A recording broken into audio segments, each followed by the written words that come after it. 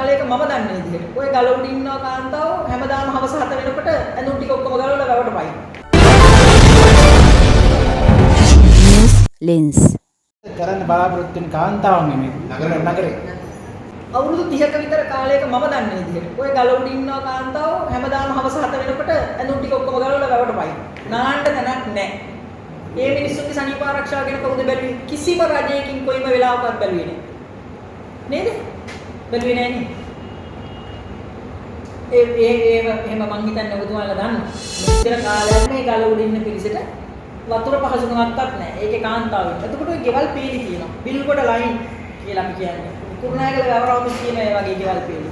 මේ වගේ ඉන්න අන්ත දුප්පත් කාන්තාව. මේගොල්ලෝගේ සනීප ආරක්ෂක කටයුතු කවුද බලලා තියෙන්නේ? සනීප ආරක්ෂක තුවායක්වත් මේ මිනිස්සුන්ට හම්බ වෙනවද? මේගොල්ලෝ කාන්තාව විදිහටවත් කවුරුත් සලකලා තියෙනවද? හැබැයි මේක ප්‍රසිද්ධ වෙලා තියෙන්නේ ඒ ඇතාගලවත්, ඒ ලස්සන වැවවත්, ඒ කුරුණෑ ලස්සන නගරයවත් ගැන නෙවෙයි. මේක තියෙන්නේ දූෂිත නගරය ස්වභාවයක් විදිහට. මොකද ප්‍රශ්නේ හැමෝම දන්නවා මම මේ හිඳ ප්‍රශ්නේ ගැන කතා කරන්න ලෑස්ති නෑ.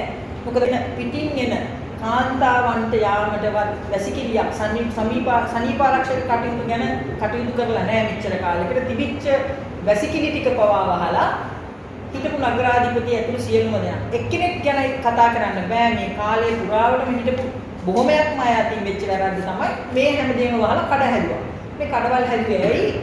ඒ එතකොට තමයි Tamange සාක්කුවට ගානක් ගියේ. අපිට එහෙම කිසිම අවශ්‍යතාවයක් නැහැ. මේ ඉන්න මාත් එක්ක ඉන්න නෝනලා මහත්තුරුන්ට කිසිම උවමනාවක් නැහැ. ඒ වගේ මොකකින් හරි මේ වෙනස් දේවල් කරලා විවිධ දේවල් වලින් මුදල් ලිපීමේ උවමනාවක් කිසිම උවමනාවක් නැති පිරිසක් මෙතන ඉන්නේ. හැබැයි නගර සභාව සුද්ධ කරලා තියෙනවා. නගර සභාව මේ මහ ජනතාවගේ මුදල් සහ ඒ දේපල සුද්ධ කරලා තියෙනවා. ඔබතුමියන්ලා සභාවට ඇවිත් මොන වගේ කටයුත්තකටද සම්බන්ධ වෙන්න බලාපොරොත්තුෙන් ඉන්නේ සහ ඔබතුමියන්ලාට එහෙම මොනවා හරි සැලැස්මක් තියනවද කියලා දැනගන්න ඕන. අපිට තියෙනවා එහෙම සැලැස්මක්.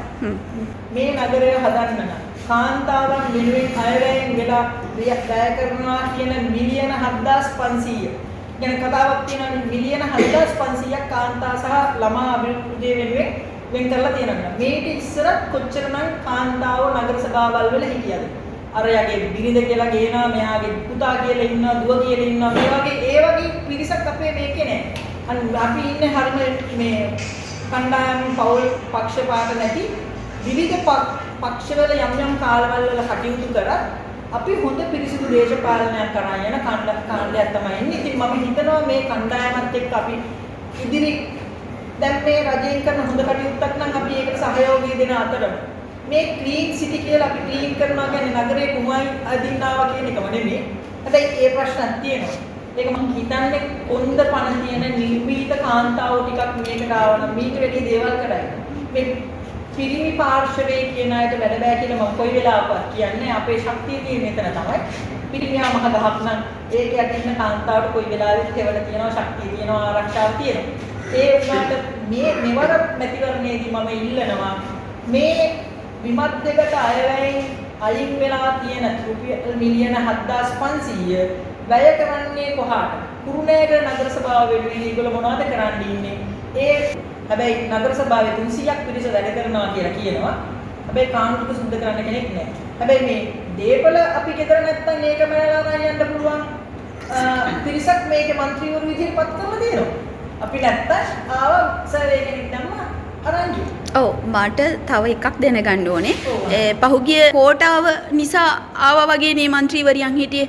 දැන් ඔබතුමියන්ලත් ඒ වගේ ලැබෙන මේ කාන්තාවන් ප්‍රශ්නවලට මොනවා හරි යම් තාක් දුරට විසඳුමක් දෙන්න මැදිහත් වීමක්ද කරන්න කියලා. නෑ මම කෝටාවේ ඡන්ද ඉල්ලනවා. මම නගරයේ උතුරාවට ඡන්ද ඉල්ලනවා.